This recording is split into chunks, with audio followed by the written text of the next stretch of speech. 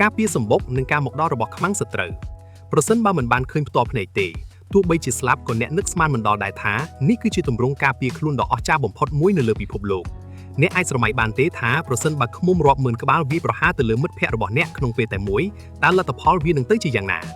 ប្រញាប់ tag មិត្តភ័ក្តិរបស់អ្នកឲ្យមកមើលទៅបើមិនខ្វះទេគេច្បាស់ជា tag អ្នកមុនមិនខាននៅពេលនេះឃ្មុំកម្មកររាប់មិនអស់កំពុងតែធ្វើចលនាយ៉ាងមានរបៀបរៀបរយដោយបក់ស្លាប់ចុះឡើងបង្កើតបានជារលកឃ្មុំដ៏ខ្លាំងក្លាមួយនៅមាត់ច្រកចូលសម្បុក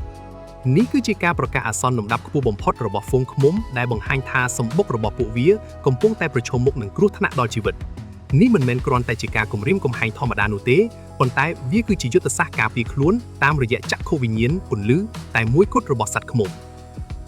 ទោះបីជាសកម្មភាពរបស់ឃ្មុំមួយក្បាលមើលទៅមិនសូវមានឥទ្ធិពលប៉ុន្តែនៅពេលដែលឃ្មុំរាប់ម៉ឺនក្បាលរួមគ្នាក្លាយជាទម្រង់ការពារដ៏មានរបៀបរៀបរយ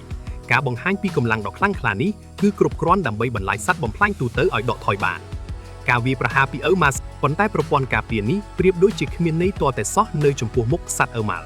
ក្នុងនាមជាអ្នកប្រមាញ់លំដាប់កំពូលនៅក្នុងពិភពសត្វល្អិតអ៊ឺម៉ាល់មិនមានការភ័យខ្លាចឬរំខានដោយទម្រង់ការពាររបស់ហ្វូងឃ្មុំទាល់តែសោះវាបានហោះសម្ដៅទៅរកច្រកចូលសម្បុកឃ្មុំយ៉ាងសាហាវឃោឃឹកផែនការបន្លាចត្រូវបានបរាជ័យទាំងស្រុងឃ្មុំដែលយាមនៅខាងក្រៅត្រូវបានកម្លាំងវាយប្រហារដ៏ខ្លាំងក្លារបស់អ៊ឺម៉ាល់បំបែកខ្ចាត់ខ្ចាយអស់នៅក្នុងស្ថានភាពដ៏គ្រោះថ្នាក់នេះហ្វូងឃ្មុំបានកែសម្រួលផែនការការពារខ្លួនយ៉ាងរហ័សដោយឃ្មុំទាំងអស់បានដកថយចូលទៅក្នុងសម្បុកយ៉ាងលឿន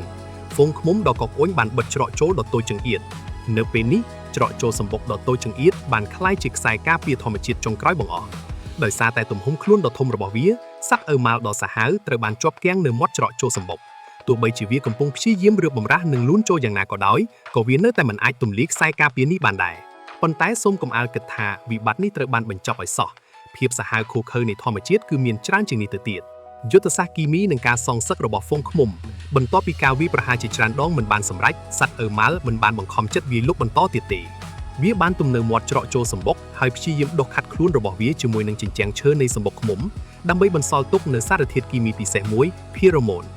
នេះមិនមែនជាការបញ្ចេញកំហឹងដោយគ្មានប្រយោជន៍នោះទេប៉ុន្តែវាគឺជាការសម្គាល់ក្លិនយ៉ាងត្រឹមត្រូវសត្វអ៊ឺម៉ាល់ក្បាលនេះគឺជាអ្នកស៊ើបការឲ្យតែសញ្ញាក្លិននេះត្រូវបានផ្សព្វផ្សាយចេញទៅកងទ័ពអ៊ឺម៉ាល់ដ៏ធំនឹងធ្វើដំណើរតាមក្លិនសម្គាល់នេះមកវាយលុកបំផ្លាញសម្បុកឃ្មុំទាំងមូលបន្ទាប់ពីសត្វអ៊ឺម៉ាល់ស៊ើបការបានហោះចេញទៅសត្វឃ្មុំដ៏វៃឆ្លាតបានដឹងភ្លាមៗអំពីក្លិនសម្គាល់ដ៏គ្រោះថ្នាក់នេះ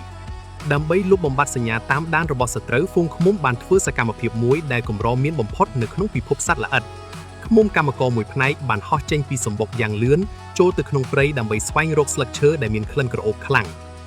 ងពួកវាបានប្រើប្រាស់ធ្គាមដើម្បីទំពាស្លឹកឈើទាំងនោះឲ្យម៉ត់រួចនាំយករំអិលស្លឹកឈើដែលមានក្លិនឆួលនោះត្រឡប់មកមាត់សម្បុកវិ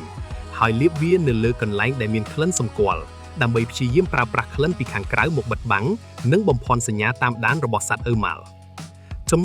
់ប៉ុន្តែគួរឲ្យស្ដាយនៅក្នុងការប្រកួតប្រជែងរវាងជីវិតនិងសេចក្តីស្លាប់នេះសត្វឃ្មុំនៅតែមិនអាចរត់ប្រណាំងឈ្នះពេលវេលាបានឡើយនៅពេលដែលការលុបបំបាត់ក្លិនមិនទាន់ទាំងបានបញ្ចប់ផងកងទ័ពអ៊ឺម៉ាល់ជាច្រើនក្បាលបានមកដល់សមរភូមិហើយស្ថានភាពបានប្រែប្រួលភ្លាមៗការកាប់សម្លាប់ដ៏សាហាវឃោឃៅបានចាប់ផ្ដើមជាផ្លូវការសមរភូមិកម្ដៅនិងបទចម្រៀងជីវិតសត្វអ៊ឺម៉ាល់មានធ្គាមដ៏ធំនិងមុតស្រួចប្រៀបដូចជាម៉ាស៊ីនសម្លាប់ដ៏ឈាមត្រជាក់ឲ្យតែមានសត្វឃ្មុំណាត្រូវវាចាប់បានគឺគ្រាន់តែខំមួយម៉ាត់និងត្រូវដាច់ជាពីរជាមិនខាននៅលើអាកាសកំទេចកំទីសាកសពសត្វឃ្មុំបានធ្លាក់ចុះមកជាបន្តបន្ទាប់ខ្សែការពារខាងក្រៅរបស់សត្វឃ្មុំត្រូវបានដួលរលំទាំងស្រុងអ្វីដែលសត្វអ៊ឺម៉ាល់ចង់បានពិតប្រាកដនោះគឺដង្កូវឃ្មុំដែលមានសារធាតុចិញ្ចឹមយ៉ាងច្រើននៅខាងក្នុងជម្រៅនៃសម្បុកសត្វអ៊ឺម៉ាល់ជាច្រើនក្បាលបានឡោមព័ទ្ធនៅមាត់ច្រកចូលដែលខូចខាតហើយប្រើប្រាស់ធ្គាមដ៏មុតស្រួចខំកំទេចជញ្ជាំងសម្បុកដើម្បីពង្រីកច្រកចូលដ៏តូចចង្អៀតនោះឲ្យធំជាងមុន